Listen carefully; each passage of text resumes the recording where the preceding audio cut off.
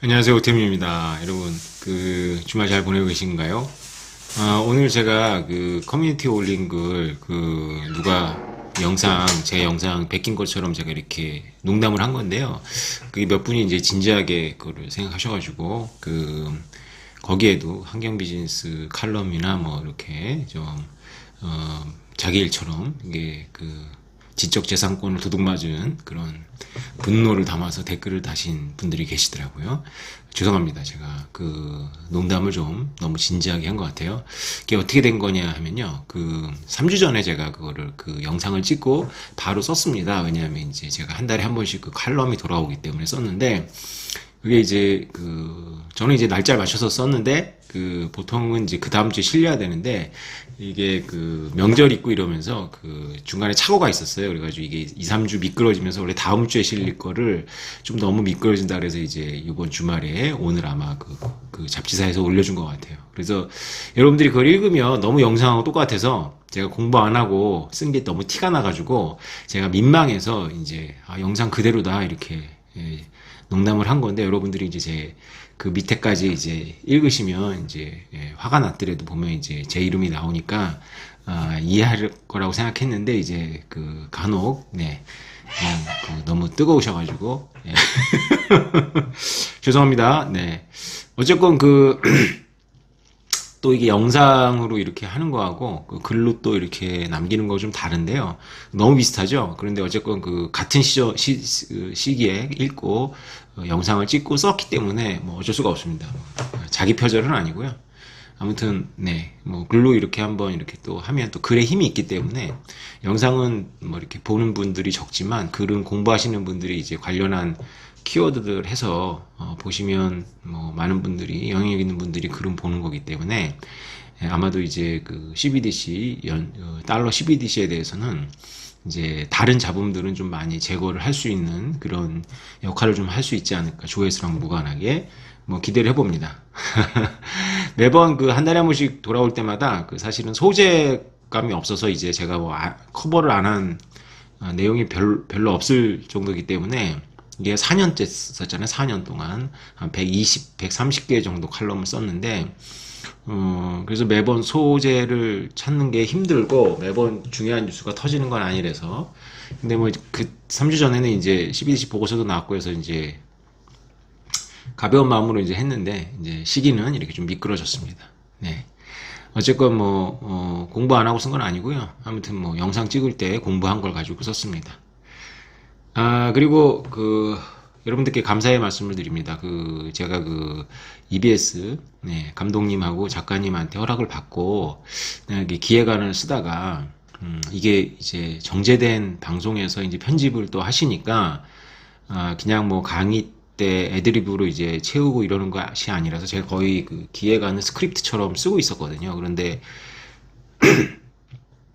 제가 이제 소재를 정하고 뭐 이렇게 내용을 채워 나가다가 너무 이렇게 진도가 안 나가서 감독님하고 작가님한테 이제 양해를 구하고, 우리 커뮤니티가 이렇게 상당히 이게 가족 같은 분위기이기 때문에 아마 미리 이렇게 올리면 아마도 이렇게 많은 피드백이 올 거고, 그리고 시청률에도 도움이 되지 않겠냐 이렇게 말씀을 드려서 허락을 받고 올렸습니다. 그런데 제가 예상했던 것보다 훨씬 더 여러분들이 자기 일처럼 기뻐해 주셨고, 또 많이 피드백 주셨고, 아마 감독님하고 작가님도 보셨을 거고, 상당히 또 아이디어를 얻으셨을 거고, 그리고 또 놀라셨을 거예요. 저도 놀랐고.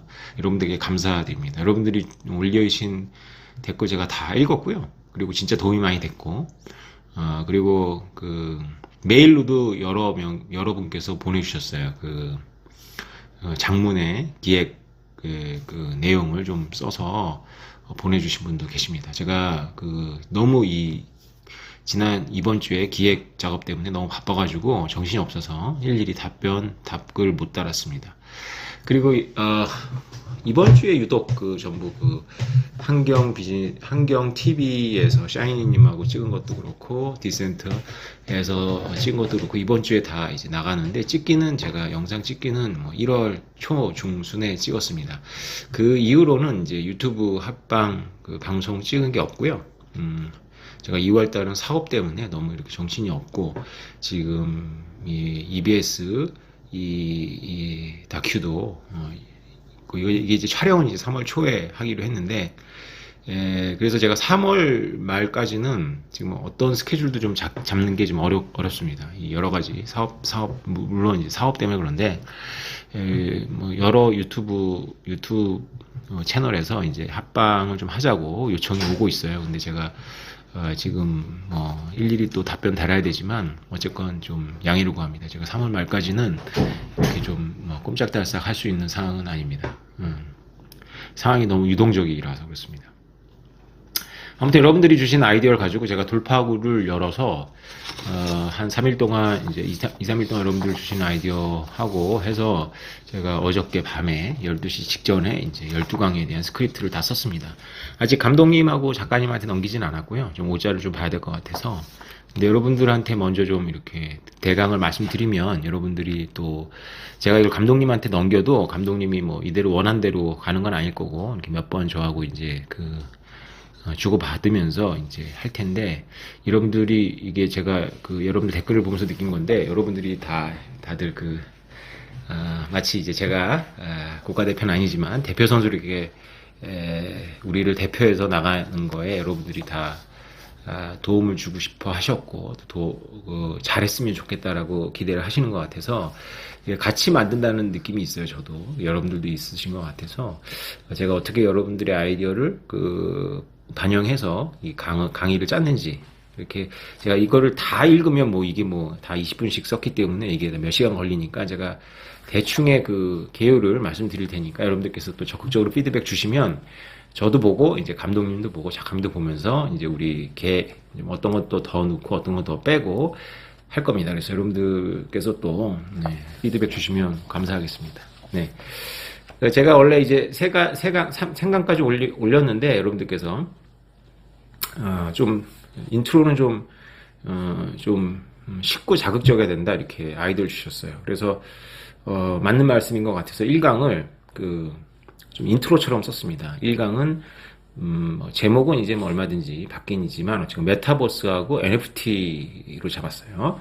그래서 우리가 지금 다 알고 있는 메타버스에 대한 열풍에 대해서 얘기하면서 이 메타버스가 제가 이제 대항해 시대에서 얘기했던 것처럼 심리스한 어떤 그런 메가 메타버스라는 말을 제가 만들어서 표현을 했습니다. 그래서 메가 메타버스로서 여러 플랫폼들이 연결되기 위해서는 NFT 기술이 중요한데 NFT 기술이 바로 12년 전에 나온 피어투피어 디지털 머니 시스템이라고 하는 하나의 논문에서 시작된 것이다. 네, 그 얘기를 하고 있습니다. 그래서 이 모든 메타버스, NFT 이런 것들이 개인의 사생활을 보호하면서도 소유권과 신원 자료가 플랫폼을 이동할 수 있는 기술은 바로 이게 이제 다큐가 블록체인이 아니라 비트코인이다 보니까 제가 블록체인이라는 말을 최대한 안 쓰면서 12년 전에 피어투피어 디지털 머니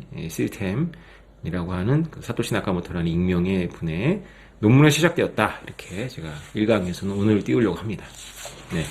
여러분들의 영상이 어떤 영상과 관련 있는지 아마 여러분들 다 제 영상 보신 분들은 아실 거고요. 2강은 비트코인이란 무엇인가? 라는 제목으로, 이제 비트코인이란 무엇인가라는 제목, 중요한 거다 이런 답이 있지만 어쨌건. 비트코인 기술에 대해서 좀 이렇게 설명하는 게 어떻겠냐는 여러분들의 의견이 있어서, 좋은 생각인 것 같아요. 그래서, 디지털에 아날로그를 입히는 기술이다라는 걸 이제 설명을 합니다. 비트코인의 본질을. 그래서 8개, 샤이니님하고 찍은 환경 영상, 어저께인가 올라온 영상에서 설명한 이중지불, 그거가, 이제 2강으로 넣었습니다. 그래서 이중지불이, 8장짜리 논문이 이중지불을 방지하는 기술인데, 이중지불이, 방지되려면, 중앙이 있어야 되는데, 중앙이 없이 이중지불을 방지하는 기술이 바로 이 사토시 나카모토의 논문이고, 그거의 핵심은, 여러 명의 심판자들에게 공지를 하는 것이다. 여러 명의 심판자들이 공지를 하는 것이다. 근데 그건 다 알고 있었는데 여러 명의 심판자들이 나에게 매수를, 내가 이제 돈을 보낸 사람이면 나에게 매수를 당하지 않는다는 거를 나한테 돈을 받는 사람한테 어떻게 믿게 할 것이냐. 이 사토시 나카모토의 천재성이 여기서 나오는 거죠. 그래서 첫 번째는 심판자들이 내가 매수하는 것보다, 내가 매수해가지고 얻는 이득보다 나한테 매수 당해가지고 이 시스템이 신뢰를 잃어버려서 잃어버리는 게 훨씬 더 많도록 만드는 거죠. 네, 이것이 이제 그 채굴 시스템입니다. 그래서 이렇게 뚫은 거고, 두 번째는 매수당하지 않더라도 그 이익 때문에 매수당하지 않더라도 정부나 이런 강력한 외부 세력이 이 시스템 자체를 파괴하기 위해서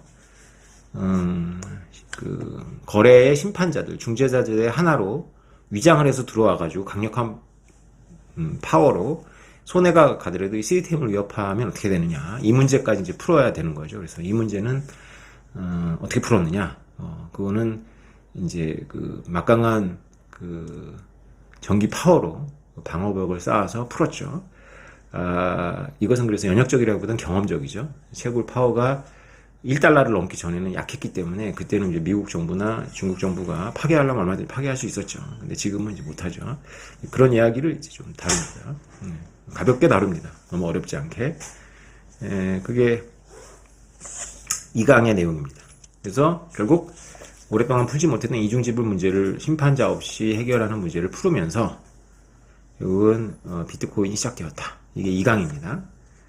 자, 3강은 여러분들의 이런 의견을 주셨어요. 여러분들, 저는 까먹고 있었는데 제가 그 비트코인 트랜잭션의 본질이 무엇인지를 설명하면서 그 매트리스 영화에 나온 그런 가상의 빌딩에서 층수는 계속 늘어나는데 언젠가는 그 층수의 증가 속도가 줄어들면서 이제 언젠가는 이제 한정이 되어 있는데, 이 가상의 호텔 방으로 채워져 있죠. 그 가상의 호텔 방으로 채워져 있는데 그 방의 평수는 이제 방마다 다르죠. 처음에는 이제 1비트코인이 1평이라고 생각하고 시작을 하면 한 평의 호텔 방 문에 열쇠 구멍이 있고 앞에 이제 전자로 명패가 되어 있는데, 열쇠 구멍에 제가 열쇠를 넣어서 문을 열었다가 닫으면 명패가 바뀐다. 그리고 그 명패의 주인이 열 수 있고 나는 이제 더 이상 못 연다. 뭐 이런 이야기입니다. 그래서 이건 아마 이제 EBS 감독님하고 이제 말씀을 나눠봐야 되는데, 제가 설명을 나레이션 하는 동안에 이제 영상이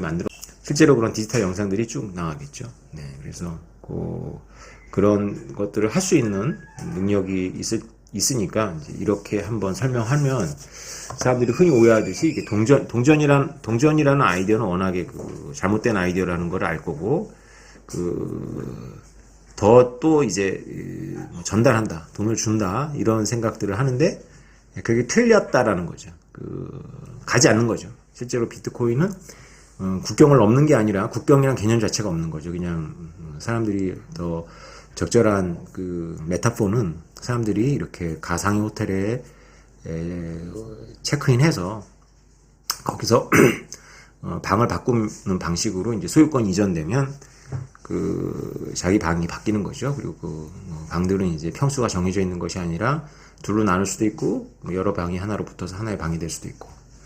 또 이제 여기서 중요한 개념이 이제 아까 1강에서 NFT를 얘기했으니까, 그 NFT가 그 방에 문을 열면 이제 꽃병이나 액자로 방을 꾸미면 그 칼라드 코인이죠. 그 방은 나눠지거나 합혀지면 이제 특색을 잃어버리니까 다른 방하고 이제 구별이 되죠. 그래서 특색이 없는 방이 아니라 하나의 고유한 방이라는 것이 이제 돼서 그것이 요새는 NFT라 불린다. 이것도 이제 이 이야기 3강 안에서 소화를 하려고 합니다.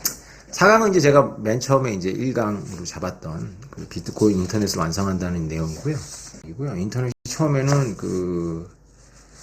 수평적인 그런 네트워크라고 생각을 했는데, 네이버나 구글처럼 독점률이 장난이 아니죠. 그래서 독점률이 장난이 아닌 이 현상은 소액 결제가 어려운 상황하고 관련이 있고, 이 소액 결제가 어려우니까 디지털 콘텐츠를 건건이 이렇게 구입을 못하고 하다 보니까 회원가입을 해야 된다거나 자기 신원을 노출해야 되겠죠. 그래서 디지털 현찰이 없는 거죠. 그래서 이렇게 재방문이 훨씬 더 수월하니까 하는데, 이제 2000년대 초반에 닷컴 버블 그 무렵에 유료화 논쟁이 있었어요. 그래서 인터넷이 무료 기반이다 보니까 실제로 투자자들은 엄청나게 끌어모았는데 수익은 못 내고 있었던 거죠. 그래서 몇몇 사이트들이 유로로 전환을 했고요. 그래서 그 몇몇 경영난 때문에 버티지 못한 몇몇 사이트들이 유로로 전환한 다음에는 망했고, 계속 무료를 고수했던 사이트들이 살아남았죠. 무료를 고수할 수 있었던 것만큼 자본력이 있어야 되는 거니까 결국 그 무료 사이트들은 그 망한 유료 사이트의 회원들까지도 포함을 하면서 점점 더 공룡이 되어 갔던 거죠. 그래서 이런 인터넷이 수평적이지 않게 된 사연을 소개하면서 비트코인과 암호화폐가 원래 인터넷에서 불가능했던 디지털 현찰이 됨으로써 인터넷을 좀 더 수평적으로 만들 수 있는 그런 계기가 되고 있다, 이런 이야기를 다룹니다. 5강에서는 이제 본격적으로 그 송금 시스템을 다루려고 합니다. 왜냐하면 어떤 분들께서 이제 제 강의 중에 제가 그 공원에서 찍은 강의를 말씀하시면서 그래서 제가 그 공원에서 무슨 말 했지? 그 봤더니 되게 저는 이제 뻔한 이야기를 한다고 생각하고 했는데, 여러분들은 이제 그것이 이해가 돼요. 왜냐하면 이제 금융이나 이런 부분에 대해서 사용만 하고 이 금융의 어떤 그런 역사적 맥락이나 이런 거를 고민해 본 적이 없으신 분들은 아마 좀 놀라셨던 것 같아요. 그래서 이 금융 시스템이 금융이라는 게 그 가치를 그 4차원 공간으로, 시공간으로 이동시키는 능력인데, 그래서 추상화시키는 능력이죠, 금융이. 그래서 이 금융이 추상화시키고 가치를 이동시키는 능력이라서 인간 제도의 어떤 정점이고, 그래서 부가가치 사슬에서 가장 높은 위치를 점하고 있다, 이런 이야기를 제가 들었던 것 같아요. 그래서 그 이야기를 좀 녹여 넣어서 그 송금과 택배의 차이부터 시작을 해서 쭉 얘기를 하고, 그 영화 프리미엄 러시 얘기를 하면서 중립성 얘기를 합니다. 그러면서 이제 제가 본격적으로 이제 논쟁이 될 것 같은데, 5강이. 그래서 그 은행망이 과연 그 화폐라는 부분에 있어서 중립성이 있느냐. 중립성이라는 건 피도 눈물도 없이 이렇게 정해진 규칙대로 가는 것이 중립성인데, 판단하지 않는 거죠. 그런데 과연 지금 우리가 사용하고 있는 이 원화 달러 화폐 시스템이 중립성이 있느냐, 정치적 풍향이 흔들리지 않느냐, 대마불사라는 말은 뭐냐, 뭐 이런 생각을 하는 거죠. 그래서 작은 기업들이 망하는 거는 놔두지만 진짜 큰 기업이 망하면 이제 그것은 이제 진짜 사회적인 충격도 되고 정치적인 충격이 되니까 그거는 이제 규칙을 바꾸죠. 그래서 대마불사라는 말이 나오는 거죠. 그래서 그런 중립성을 지키지 못한다, 현재의 그 금융 시스템은. 그래서 그 중립성을 지키려면, 화폐에서 중립성을 지키려면 그 10,000원짜리를 만들어내는 데 있어서 10,000원짜리라는 화폐를 만들어내는 데서 쓰는 비용이 거의 10,000원에 가깝게 써야 된다, 이런 이야기를 제가 합니다. 그래서 10,000원에 가깝게 쓰는 그런 비용이 들어가려면 금화를 쓰면 되는데, 금 이야기는 이제 맨 마지막 강의에서 제가 다루거든요. 그래서 비트코인은 전기에 비용을 쓰기 때문에 중립적인 화폐 시스템의 성격을 갖고 있다, 이런 얘기를 합니다. 5강이 나가면 아마 이 원한대로 5강을 하게 되면 아마 이제 더 이상 연장 방영을 못 할 수도 있죠. 네. 6강은 이제 이게 인문학을 가지고 비트코인과 이런 화폐 시스템을 설명하는 거다 보니까 이제 제가 역사적인 맥락이라든가 이런 거를 좀 이렇게 넣고 싶었어요. 감독님도 원하시는 거고. 그래서 6강은 여러분들한테 제가 쓰다가 만 걸로 드렸던 성전기사단 이야기를 합니다. 그래서 왜 유대인들은 자산을 탈물질화하려고 그랬냐, 추상화하려고 그랬느냐. 채권이 되게 위험하기 때문이다라고 소개를 하죠. 그래서 성전기사단이 프랑스 왕에 의해가지고 해체된 거라든가, 유대인들이 계속 주기적인 고난을, 음모론 하면 이제 유대인들 아닙니까? 그게 이제 사실이라기보다는 음모의 주인공을 늘 유대인을 둠으로써 이게 지금만 있었던 게 아니라 유대인들을 쫓아내죠, 죽이거나. 그러면 이제 유대인들의 채권이나 재산을 탈취할 수 있었기 때문에 유대인들은 그런 일을 계속 당합니다. 당하면서 유대인들의 어떤 지혜를 발휘하냐 하면 재산을 추상화시키죠. 그래서 주식이나 채권이 유대인들의 발명품인지는 모르지만 열중하죠. 왜냐하면 지금 채권을 이제 채권의 형태로 이제 계속 갖고 있으면 이제 권력자한테 쫓기는 시대가 되는데, 그 채권을 이제 징표 형태로 해가지고 이제 그거를 남들한테 넘겨버리면 유대인을 잡아 죽여도 재무가 해결되지 않죠. 그래서 이 재산의 탈물질화, 추상화는 굉장히 그 독특한 의미가 있는데 값 나가는 물건들이 재화들이 대부분 다 보면 국가기관에 의해 가지고 노출되어 있어요. 예를 들어서 우리가 땅이라든가 부동산이라든가 요트, 자동차 뭐 이런 건 전부 그 소유가 그 등기되어 있죠. 근데 등기를 관할하는 심판자가 국가기관이기 때문에 사실은 국가기관이 내가 어떤 값 나가는 재산을 뭘 갖고 있는지 알고 있다는 거죠. 근데 비트코인은 추상화, 재산을 추상하는 거 정점이기 때문에 내가 무엇을 가지고 있다는 걸 숨길 수가 있죠. 그래서 비트코인 정도의 값어치가 있는 것을 내가 가지고 있다는 것 자체를 숨길 수 있는 그 능력, 그것은 이제 재산을 추상화해서 정치적 격변이라든가 나쁜 정부로부터 재산권을 지키려고 하는 그런 역사적인 산물이다, 이런 얘기를 드립니다. 그리고 7강은 여러분들이 다 하나같이 그 변제 최종성 꼭 다뤄달라고 하셨어요. 그래서 변제 최종성이라는 단어가 너무 어려우니까 제가 고민을 좀 하다가, 그래서 아프가니스탄 카불 이야기를 시작해서 은행들은 그 변제 최종성을 못 지키는데 그런 곳에도 비트코인은 간다. 그러나 비트코인이 아직 변제 최종성을 지키는 건 아니고 그 가능성을 보여주고 있다. 이런 이야기를 합니다. 그래서 변제 최종성이란 단어를 결국 말하고요. 그리고 인터넷이 있는 곳에 비트코인은 아무데나 갈 수 있는데 비트코인의 독특함은 폭력이나 법에 의존하지 않고 변제 최종성을 지킨다는 거죠. 그럴 가능성이 있다는 거죠. 그것은 뭐에 버금가는 상상력이냐? 금을 그 분자 단위로 쪼개서 금을 완전히 전파로 만들어서 그것을 전파로 실어서 보내면 저쪽 지구 반대편에서 이 전파를 수신해서 다시 재조합을 하면 물리적인 금이 되는 거랑 똑같다. 물론 그런 기술은 아니지만 그 정도의 그 가까운 그 능력이기 때문에 이것이 가져오는 여파가 크다. 이런 이야기를 소개하려고 합니다. 8강부터는 이제 후반부로 가기 때문에 8강부터는 이제 그 퍼드라고 하죠. 그 비트코인에 대한 오해들을 본격적으로 다룹니다. 그래서 8강에서는 캐서린 홈 검사를 주인공으로 하려고 해요. 이분이 이제 상징적인 의미도 있고, 그래서 이분 이야기를 시작합니다. 그래서 비트코인 기소를 받고 이 사람이 비트코인에 공부를 하고 비트코인 기소할 수 없다라는 결론을 내리고 실크로드 그 마약 사이트죠. 그 다음에 그 마운트 곡슨 사건 같은 굵직굵직한 비트코인 관련한 그 수사 사건, 형사 사건을 지휘하고 이분이 그 스탠포드 대학에서 이제 검사를 그만두고 스탠포드 대학에서 비트코인과 암호화폐를 강의하고 코인베이스 이사를 하고 호로이츠 펀드에서 그 크립토 암호화폐 펀드 대표 매니저를 하죠. 이 이야기를 하면서 그 최근에 그 비트피넥스 홍콩 그 해킹과 관련해서 자금 세탁을 했다는데 아마 그분들이 해커하고도 가깝지 않을까요? 어쨌건 미국 법무부가 뭐 모르겠어요. 그 수사상 이유 때문인지 모르겠는데 하여튼 다 밝히고 있지 않은데 하여튼 잡았죠. 그래서 그 비트피넥스 사건 소개하고 그게 그 당시에 그 본격적인 그 2017년도 상승장의 그 트리거가 되거든요.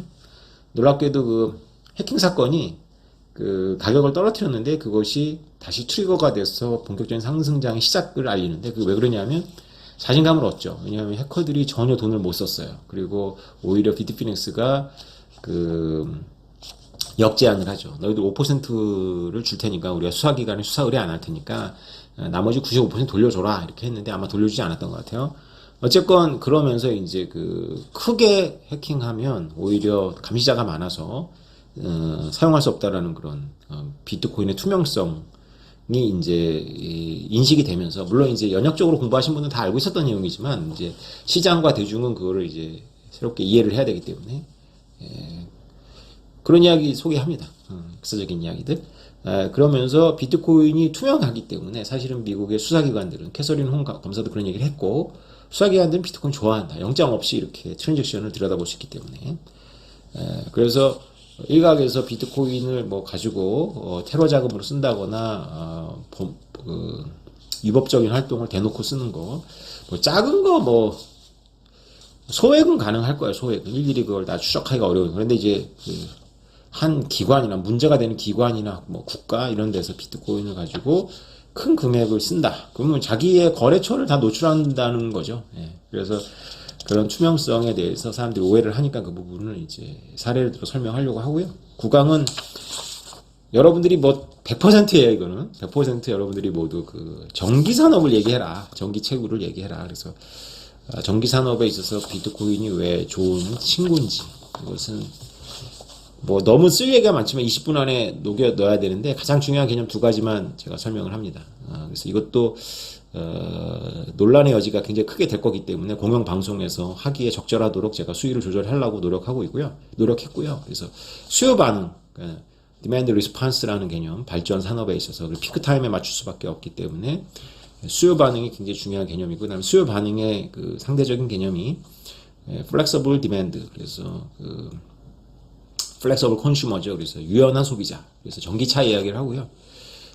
안 쓰는 설비나 남는 전기로 충전하는 그 전기차가 전기 산업에 도움이 되는데, 가장 유연한 그러니까 비트코인 채굴의 특성이 전 세계 어디서나 위치하고 장소에 구애받지 않고 시간대에 구애받지 않고 채굴을 할 수 있고, 그다음에 완성품을 만들지 않아도 되는 거죠. 그래서 채굴 풀이라는 시스템으로 이루어져 있기 때문에 내가 해시 값을 보낸 것만큼 비례해서 보상을 받기 때문에 물건 만들다가 말 수 없잖아요. 그래서 그러나 비트코인은 물건 만들다가 말아도 되는 거죠. 그래서 전기가 정말 필요할 때는 꺼버리면 되는 거니까 정말 좋은 친구죠. 그래서 이런 좋은 친구가 실험이 됐죠. 얼마 전에 텍사스에서 그 2월 달마다 2, 3년에 한 번씩 오는 한파 때문에 그 텍사스는 그 한파에 대비해 가지고 전기 발전 산업을 해야 되는데, 그렇게 되면 너무 낭비가 심한 거죠. 그래서 채굴업자들을 유치해서 평소시에 남는 발전 설비를 가지고 채굴자들이 전기를 쓰고 싸게 쓰고,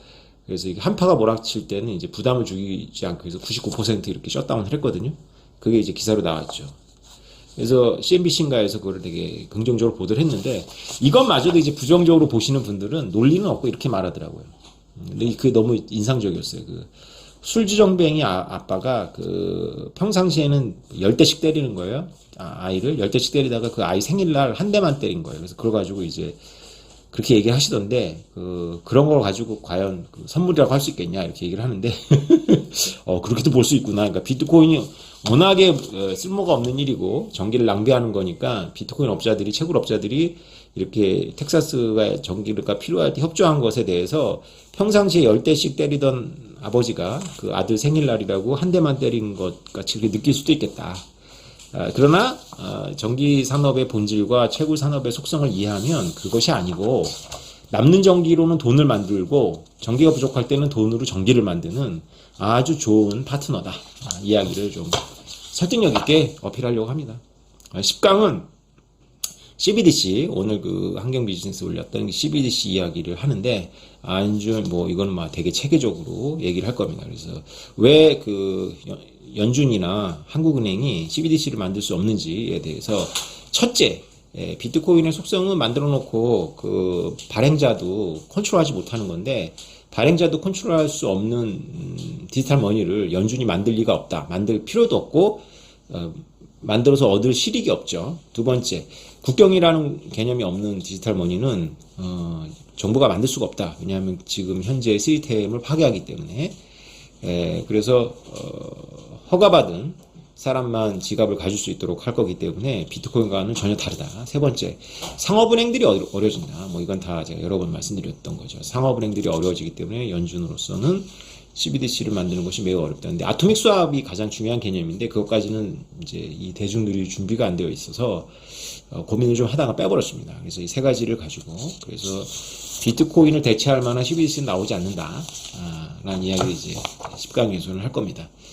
11강에서는 이제 약간 이건 좀 저로서는 이제 모험적인 주제인데요.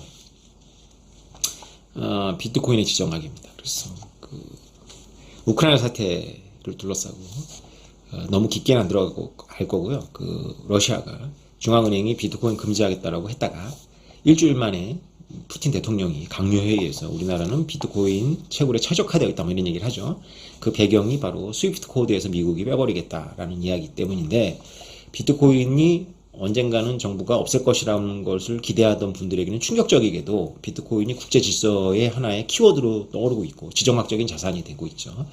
그럼 비트코인이 미국한테 불리하냐? 그렇지가 않은 게 2013년도에 실크로드 사건 때문에 미국 상원에서 청문회가 열렸을 때 미국 법무부 차관보가 나와서 비트코인이 범죄에 사용되는 거 아니냐라는 그런 의혹을 갖고 있는 의원들 앞에 법무부 차관보가 무슨 얘기를 하냐면 비트코인은 세계 무역을 건전하게 할 수 있는 그런 잠재성이 있다는 이야기를 하죠.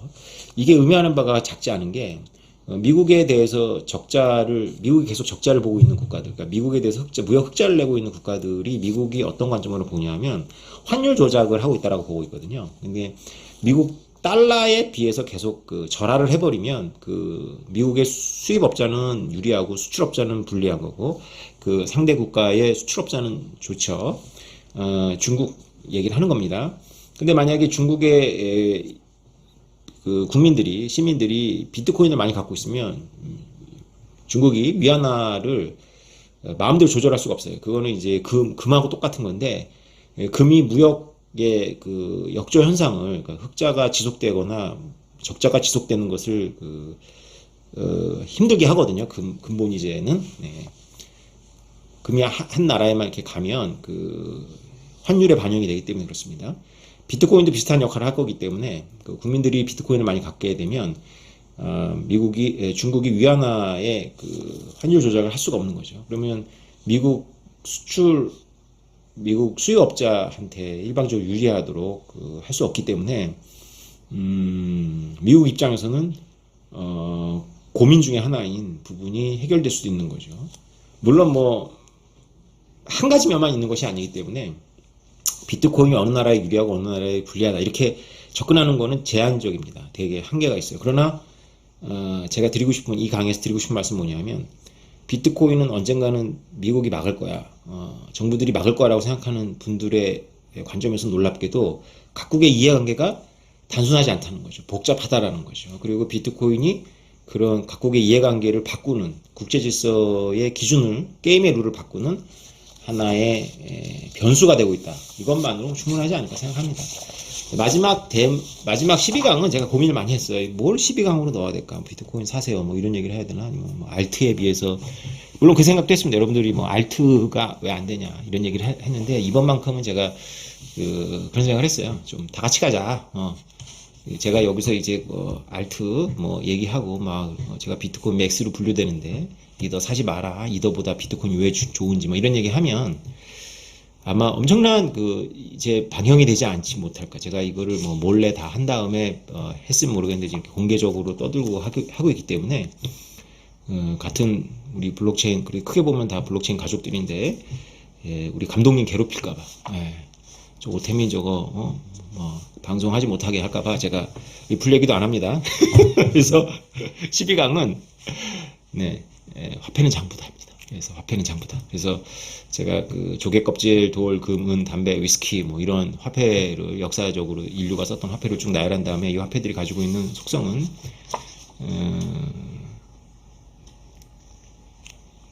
다섯 가지가 있는데 내구성, 분할성, 운반성, 대체성, 희소성. 이걸 다 만족하는 화폐는 없다. 금이 가까운데 금의 문제가 뭐냐. 그래서 사실은 12강은 금 얘기입니다. 금 얘기. 금이 뭐가 문제냐. 일반인들이 가짜금과 진짜금을 정확하게 구별하지 못하기 때문에 정부가 슈퍼맨에서 나타나죠. 심판자가 돼서. 정부가 그래서 정부의 인장을 찍습니다. 금화에. 그러면 정부의 인장이 찍힌 금화는 믿을 수가 있는 거죠. 표출해내고. 금의 함량이라든가 무게가 보증이 됩니다. 그래서 민간업자들이 만든 금화를 시장에서 몰아내고 나면 금을 독점합니다. 그런 다음에 정부는 태세를 전환해서 그 금에서 쏙쏙 빼먹죠. 금을 빼먹고 그걸 시누리 지러 갑니다. 그래서 나중에는 급기야는 금이 하나도 담기지 않은 금화를 만들게 되고, 그래서 금의 가장 큰 문제는 비트코인보다 좋아 보이지만 정부에 의해 가지고 조작이 된다는 거죠. 그래서 자유주의 경제학의 거두인 하이에크나 프리드만은 이렇게 말했고요. 인터넷을 못 보고 돌아가셨어요. 하이에크는. 그래서 인터넷 못 보고 돌아가셨는데 하이에크는 뭔가 교묘한 방법으로 정부를 따돌릴 화폐가 필요하다 이렇게 말했고요. 정부가 손대지 못하는 화폐를 만들어야 된다라고 했고요. 프리드만은 인터넷의 부상을 보고 돌아가셨어요. 그러면서 그 인터넷 부상 중에 이런 영상이 남아 있습니다. 밀턴 프리드만은 컴퓨터에서 컴퓨터로 이동하는데, 이 돈이 컴퓨터에서 컴퓨터로 이동을 하는데 그 중간에 은행을 끼거나 정부를 끼지 않기 때문에 정부랑 무관하게 이렇게 시민들이 컴퓨터에서 컴퓨터로 이동하는 돈이 가능할 거다라는 이야기를 합니다. 뭐 거의 비트코인의 기본적인 그 모형을 설명하시죠, 프리드만은. 그래서 12강에서 이거를 다 설명 못하고 압축해야 되기 때문에 결론은 이상적인 속성을 갖고 있는 화폐는 수학적일 수밖에 없었고, 이 수학적인 것이 바로 비트코인이고, 물체를 가지고 있으면 사람들이 생각과 다르게 물체를 입고 있으면 뭔가 그 5가지 조건 중에 두세 개를 어겨야 되는 거죠. 그런데 완전히 추상적이고 수학적인 돈이면 이 5가지 속성, 내구성, 운반성, 분할성, 대체성, 그 다음에 희소성을 다 만족시킬 수 있는데, 그리고 나서 봤더니 새로운 것이 아니라 원래 우리 인류가 운영했던 장부가 바로 화폐였구나. 금, 은 이런 물질이 아니라 장부가 화폐였다라는 것을 이제 새롭게 눈을 뜨고 있는 거죠. 그래서 비트코인은 가격의 요동치고 뭐 이런 게 중요한 것이 아니고, 인류가 다시 그 건전 화폐의 정신인 좋은 장부, 아무나 다 이렇게 엘리트들이